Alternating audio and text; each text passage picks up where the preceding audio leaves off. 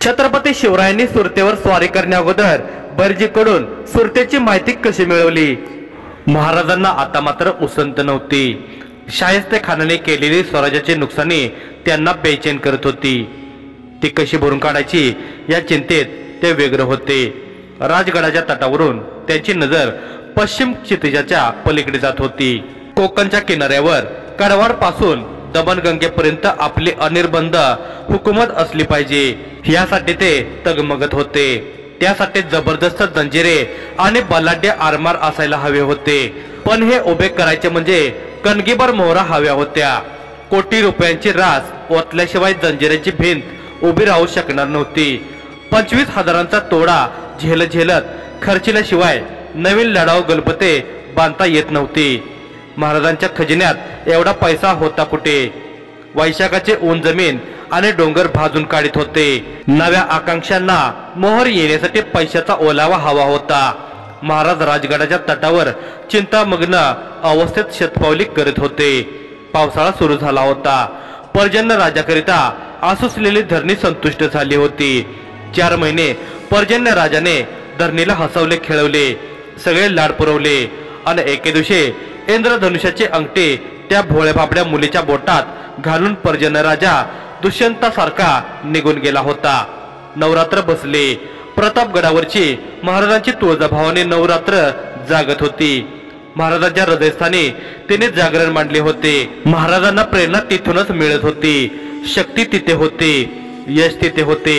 स्वराज्याच्या कार्यसिद्धीच्या चिंतनाची झाज संबळ महाराजांच्या डोक्यात नवरात्र सारखी वाजत होती। देवघरात जगदंबेच्या शेजारीच महाराजांची यशोदायीने समशेर उभी होती। नव्या मोहिमेचे मनसुबे महाराजांच्या मनाची मंजुरी मिळवण्यासाठी खोळंबले होते। पूर्ण विचार करून महाराजांनी मनसुबा पक्का केला आणि नव्या वर्षाच्या पहिल्या शिलंगणाचा मान त्यांनी दिला भैरजी नाईक जाधवास। या वर्षीच्या शिलंगणातून महाराजांना खरोखरच हंडे भरून सोने हवे होते। स्वराज्याच्या संरक्षणासाठी हवे होते। त्या सोन्याचा अचूक शोध घेण्यासाठी या आपल्या हेराची निवड महाराजांनी केली होती। त्याला सर्व ईर्ष्या इशारती सांगितल्या आणि भैरजी नाईक निघाला। नव्या मोहिमेचा पहिला नारळ फोडायचा मान महाराजांनी भैरजी नाईकांना दिला होता। एका मोठ्या कामगिरीचा टेळा आपल्या भाळी लागला या आनंदात तो होता। पण जबाबदारीची जाणीवही त्याला होती, परंतु काळजी मात्र वाटत नव्हती। ते काळजी करीत नसे, काळजीने वागत नसे। भैरजी म्हणजे 1000 गुणांचा खंडोबा। सोंग्या आणि बतवण्यात तो फारच बेमालूमपणे करीत असे। मोठा हुनरबाज, हजरजबाबी आणि पक्का बनेल, पण हे सारे स्वराज्याकरिताच, सारे काही महाराजांकरिताच। महाराजांच्या अलीकडे त्याची कुणावर माया नव्हती आणि महाराजांच्या पलीकडे त्याच्यावर कुणाची छाया नव्हती। एकच देव, ते म्हणजे छत्रपती शिवाजी महाराज। यापूर्वी अनेक प्रसंगी बिनतोड हेरगिरी करून भैरजींनी महाराजांकडून दोन्ही हातांची शाबासकी मिळवली होती। आज नव्या कामगिरीचा नारळ फोडायला भैरजी निघाले होते। हा नारळ वाकडा तिकडा फुटता कामा नये आणि नासका तर निघताच कामा नये, ही जबाबदारी त्याच्या माती होती। कामगिरीसाठी जायचे होते तरी किती दूर? राजगडापासून 150 कोस उत्तरेला, औरंगजेबाच्या क्रूर आणि बलाढ्य सत्तेच्या ऐन उजव्या दंडावर पश्चिम किनाऱ्यावर तिथे वसलेल्या एका अतिप्रचंड, अत्यंत श्रीमंत आणि अत्यंत संरक्षित शहराची खडनखडा माहिती हेरगिरी करून चोरून आणण्याची ही कामगिरी होती। ते शहर म्हणजे औरंगजेबाची लंका होती। त्या शहराचे नाव सुरत होते। सुरत हे पश्चिम किनाऱ्यावरचे व्यापाराचे नाक होते। पश्चिमेकडच्या जगाशी सुरतेच्या बंदरातून व्यापार चालत असे। मक्केचे यात्रेकरू येथूनच येत जात असत। औरंगजेबाच्या साम्राज्यात दिल्लीच्या खालोखाल, किंबहुना दिल्लीच्या तोडीचे हेच एकमेव वैभवशाली शहर होते। येथे बळकट भुईकिल्ला होता। शहराला वेशी होत्या। औरंगजेबाचे 5000 स्वार येथे कायमचे सज्ज असत। एक सुभेदार व किल्लेदार सुरतेच्या रक्षणार्थ उभे असत। जगातल्या व्यापाराच्या मोठ्यातल्या मोठ्या घडामोडी येथे चालत असत। टोपीवाले इंग्रज, वलंदेज, आर्मेनी, फ्रान्सिस, युनानी, फिरंगी वगैरे वगैरे गोरे व्यापारी येथून मालाची ने-आण करीत असे। काहींनी तर वखारीस थाटल्या होत्या। शिवाय इराणी, तुराणी, अरबी, हबशी, बोहरी, खोजा, यहुदी, अफगाणी, मोगली, बलुची इत्यादी परदेशीय व्यापारी व्यापार करून येथून गलबते भरभरून पैसा नेत होते। या सर्व लोकांनी सुरतेची पेठ गजबजलेली होती। गोऱ्या व्यापाऱ्यांकडून मुघलांना तोफा, बंदुका व दारुगोळा मुबलक प्रमाणात मिळत असे। औरंगजेबाला कराच्या रूपाने कोट्यवधी रुपये मिळत असत। सुरत म्हणजे औरंगजेबाच्या दारातील पारडू मेलेली दुपटी म्हैसच होती। सुरतेची वस्ती 2 लाख होती व सुरतेतील घरांची संख्या सुमारे 7,000 होती। महाराजांचे लक्ष इतके लांब गेले, त्यांना सुरतेतील संपत्ती हवी होती। ही संपत्ती स्वराज्यासाठी हवी होती। औरंगजेबाच्या फौजाने 3 वर्षे रानडुकरासारखी स्वराज्याची नासाडी केली। याची भरपाई म्हणून महाराजांना सुरतेची 3 मोठी संपत्ती हवी होती। शत्रूकडून झालेल्या नुकसानीची भरपाई मागून मिळत नसते, अर्ज विनंत्या व विनवण्या करूनही मिळत नसते। जे सारे स्वराज्यच घ्यायला बसले त्याचे कुठे काही मागून देतील काय? म्हणून उघड उघड सूट घेऊन छापा घालून दुश्मनाची दौलत लुटून आणावयाचा बेत महाराजांनी मांडला होता। पुण्यापासून सुरतेपर्यंतचा सर्व प्रदेश मोगली सत्तेखाली होता। म्हणजे शत्रूच्या मुलखात 150 कोस आत मुसंडी मारून सुरतेवर पोहोचायचे होते। केवढा विलक्षण धाडसे बेत होता हा! वाटेत मोगलांचे किल्ले, लष्करी ठाणे, अवघड वाटा, नद्या, डोंगर आडवे होते, तरीही महाराजांना सुरतेची सुरत हवी होती। एखादी मोहीम हाती घेतली की महाराज तिची योजनाबद्ध, शिस्तबद्ध आणि काटेकोर पूर्व तयारी केल्याशिवाय पुढचे पाऊल टाकीत नसत। यासाठी इतक्या दूरच्या धाडसाला आधी पूर्णपणे सुरतेची माहिती असणे जरूर होते। त्यासाठी बहिर्जी तेवढ्यासाठी निघाले होते। बहिर्जी सुरतेच्या मार्गाला लागले होते। सुरतेच्या दक्षिण वेशीचे नाव होते बुरानपूर दरवाजा। भव्य आणि भक्कम दख्खनचा राज रस्ता यातूनच वाहत होता। शहराजवळून तापी नदी समुद्राला येऊन मिळाली होती। याच नदीच्या काठी पण शहराच्या अंगास टोपीकर इंग्रजांची वखार होती। तिला थोडीशी तटबंदी होती। वखारीच्या जवळच हाजी सय्यद बेग नावाच्या कोट्याधीश व्यापाराचा टोलेजंग वाडा होता। इंग्रजांच्या वखारीपासून थोड्याशाच दूरवर वलंदेजांची कोटबंद वखार होती। वलंदेज म्हणजे डच। या वखारीच्या जवळच बहरजी बोहरा नावाच्या एका लक्षाधीशाची टोलेजंग इमारत होती। संबंध सुरत शहर मोठमोठ्या बादशाही हवेल्यांनी गजबजलेले होते। प्रवासासाठी वा व्यापारासाठी येणाऱ्या लोकांसाठी मोठमोठ्या सराया बांधलेल्या होत्या। नक्षीदार कमानीच्या खिडक्या, प्रशस्त सज्जे, मिनार आणि मेघडंबऱ्या बसवून सजवलेल्या गच्च्या, मोठमोठ्या शोभेवंत दरवाजाच्या हवेल्या आणि उंच उंच जोत्यावर मधून मधून दिसणारे मोगली महाल, यामुळे सुरत म्हणजे राजधानीत शोभत होती आणि व्यापाऱ्यांची ती राजधानीत होती।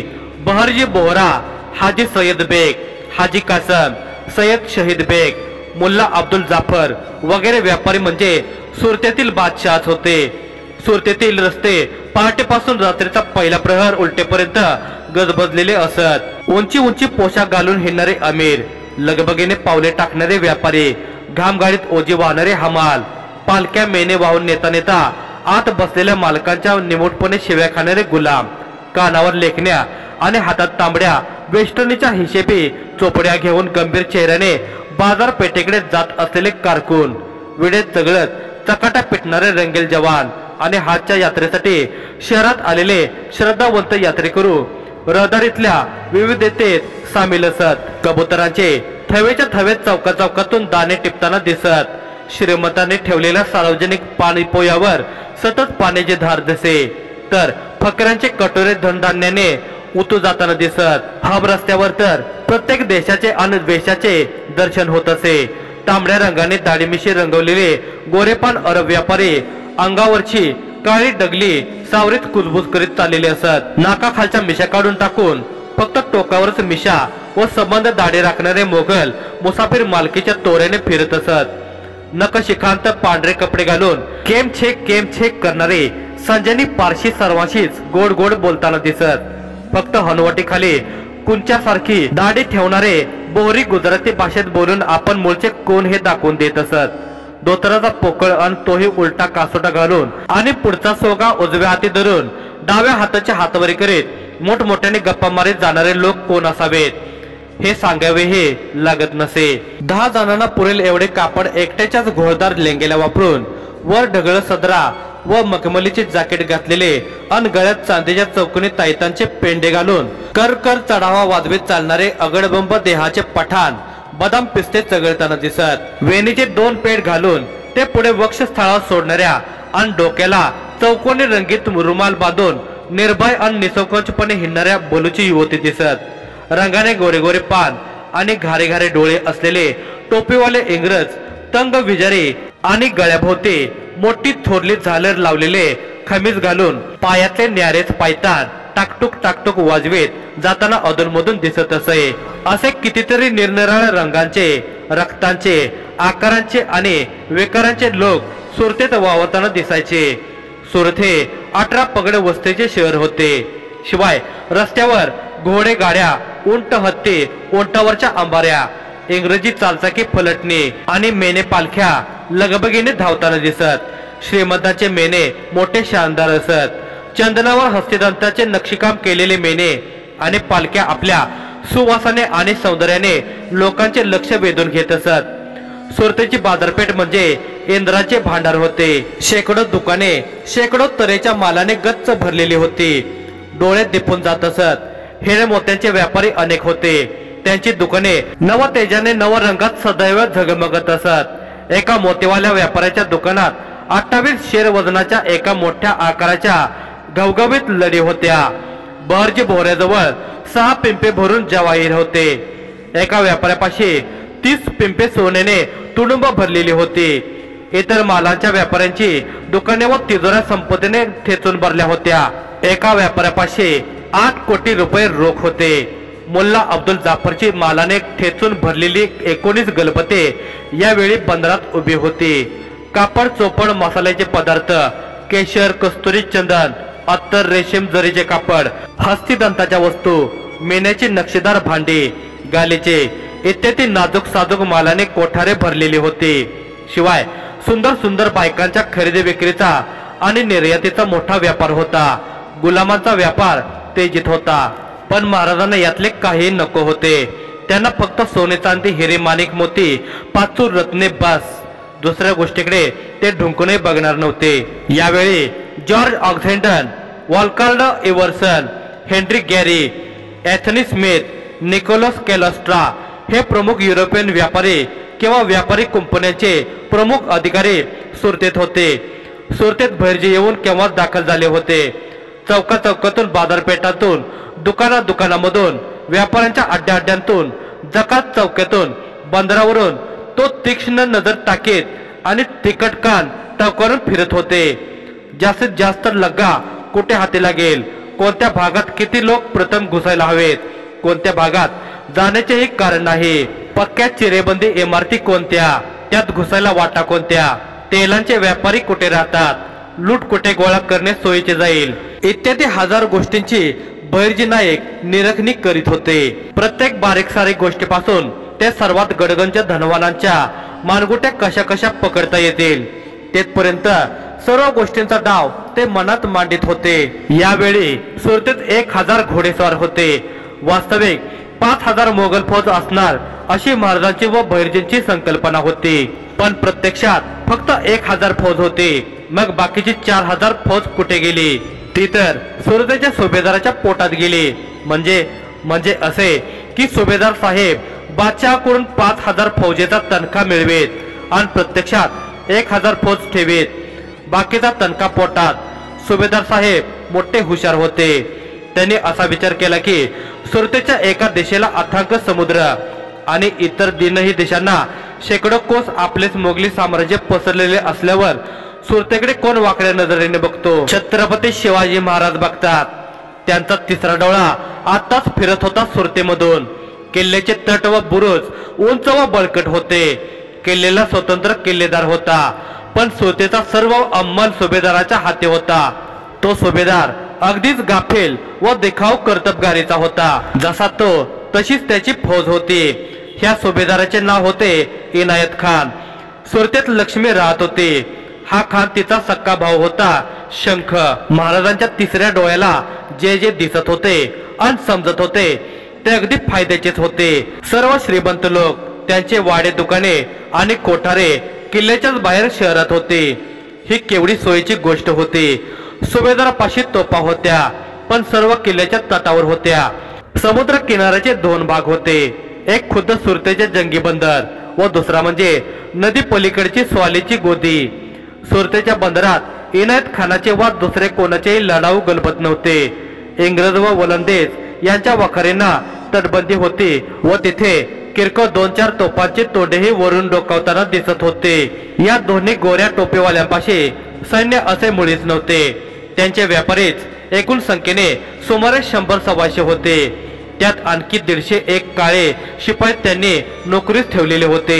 सुरतेत जर टणक खडक कुठे असेल तर तो गोऱ्या टोपेवाल्यांच्या वखारीचीच होता। बाकी सर्वत्र भुसभुशीत जमीन होती, त्यातल्या त्यात इंग्रज जास्त चिवट। तेव्हा जर यांच्या वखारी लुटाच्याच ठरले तर यांच्याशी 2 हात करावेच लागणार होते महाराजांना। एकूण सुरतेची संपत्ती रावणाच्या लंकेसारखी आणि परिस्थिती धनगराच्या मोकाट कळपासारखी होती। बहिर्जींनी सुरतेची खाडानखाडा माहिती हेरली होती, ती माहिती चोरली होती आणि ते तडक राजगडाच्या वाटेला लागले होते। पण ही माहिती मिळवताना बहिर्जींनी केलेली वेशभूषा आणि वापरलेल्या युक्त्या इतक्या सावधपणे त्यांनी हाताळले की त्याची नेमकी हकीकत इतिहासालाही त्यांनी कळून दिली नाही। याला म्हणतात गुप्तहेर। बहिर्जी नाईक राजगडावर येऊन पोहोचले होते। महाराज बहिर्जींची इंतजार करीतच होते।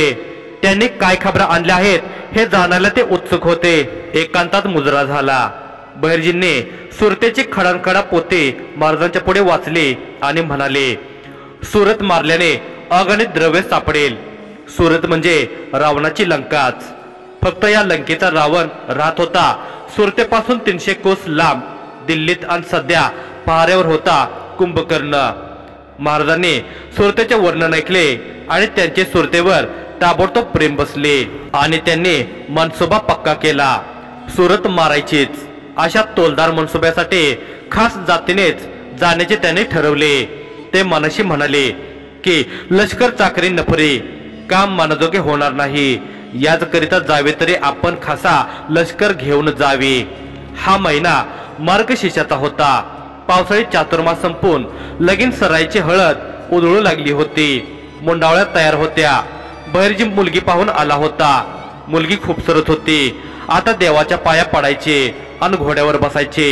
मुख्य व्याही होते बहिर्जी नाईक, त्यांचा मान बिनीचा। राजगडाच्या नगरखान्याला इशारत झाली। दणदण नौबत दानणू लागली। शिंगे ताशे काढू लागले। 8000 निवडक स्वारांचे वराड जमले। कुठे जायचे, कुठले गाव, काय नाव, कुणालाच काही ठाऊक नाही। कुणीही काही पुसत नाही। महाराजांनी जगदंबेचे दर्शन घेतले आणि आईसाहेबांच्या पायावर मस्तक ठेवले। त्यावेळी महाराजांसोबत नेताजी पालकरी होतेच आणि महाराज निघाले। मातबर पागा सागाती घेऊन महाराजांनी राजगड सोडला। मराठी घोडदळ मोगलाई अंमलात 150 कोस आत घुसून औरंगजेबाच्या काळजाचा लचका तोडून आणण्यास निघाले। तारीख होती 6 डिसेंबर 1663 आणि गमतीची गोष्ट अशी की पुण्यात असलेल्या मोगली फौजेसह महाराजा जसवंत सिंहाने कोंढाणा किल्ल्यास वेढा घातला। इसवी सन 1663 डिसेंबर प्रारंभ। पावसाळा संपला होता। आता काहीतरी बादशाही सेवा चाकरी केली पाहिजे म्हणून जसवंत सिंहाने कोंढाण्याला वेढा दिला। कोंढाणा घेण्याची या सैन्यात कितपत ऐपत आहे हे महाराजांना ठाऊक होते। जसवंत सिंहाला मात्र कल्पना सुद्धा नव्हती की आपल्या शेजारून म्हणजे 3 कोसावरून छत्रपती शिवाजी महाराजांची फौज थेट सुरतेवर चालली आहे। प्रथम त्र्यंबकेश्वरात जाऊन तेथून जवारकरांच्या कोळवणातून सुरतेवर जाण्याचा मार्ग महाराजांनी ठरवला होता। महाराजांनी त्र्यंबकेश्वराकडे लगाम खेचला। राजगडापासून त्र्यंबकेश्वर 100 कोस। महाराज दिवसा मुक्काम करीत होते आणि रात्री प्रवास करत होते। मुक्काम पडे तोही जंगलातच। कोणालाही सुगावा लागून न देता सुरतेत जाऊन थडकायचे होते। फक्त त्र्यंबकेश्वरात देवदर्शनासाठी गोष्टी करायच्या असल्यामुळे तेथे बोबाटा होण्याची शक्यता होती, परंतु तेथेही दुसराच एक बोबाटा उडवून देण्याचा बेत त्यांनी केला होता। त्र्यंबकेश्वरावरून आम्ही औरंगाबादेस जाणार आहोत, स्वारी करणार आहोत, हा तो बोबाटा होता। पहिला वेध त्र्यंबकेश्वर। गोदावरीच्या उगमापाशी नाशिकच्या पश्चिमेस 12 कोसावर। शिवरात्र नव्हती किंवा पर्वणीही नव्हती, पण अचानक यात्रा लोटली। 5000 सशस्त्र भक्तांची त्र्यंबकेश्वरास मिठी पडली। महाराज त्र्यंबकेश्वरास पोहोचले होते. ठण ठण घंटेचे निनाद अविरत गाभाऱ्यात घनघनत राहिले. त्र्यंबकेश्वराचे आवाज सशस्त्र भक्तांनी गजबजून गेले. शंभो हर हर अशा गर्जनांचे प्रतिध्वनी गाभाऱ्यात घुमू लागले. त्र्यंबकेश्वर म्हणजे 12 ज्योतिर्लिंगापैकी एक फार प्राचीन स्थान. हेमाडपंथी सुंदर मंदिर, गाभाऱ्यात काळोख, पण सारे वातावरण अत्यंत शांत, शीतल आणि सुगंधी. छत्रपती शिवरायांचे क्षेत्रोपाध्याय वेदशास्त्र संपन्न ढेरगे भटजी यांना निमंत्रिण्यात आले. त्यांनी सर्व पूजाविधीची सांग सिद्धता केली. महाराजांनी नेत्र मिटून मस्तक लवून हात जोडले.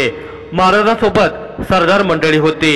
महाराज काय मागत होते देवापाशी ते देवाला कळले होते आणि ते कळतही होते. दानवांना हे कळून चुकले होते.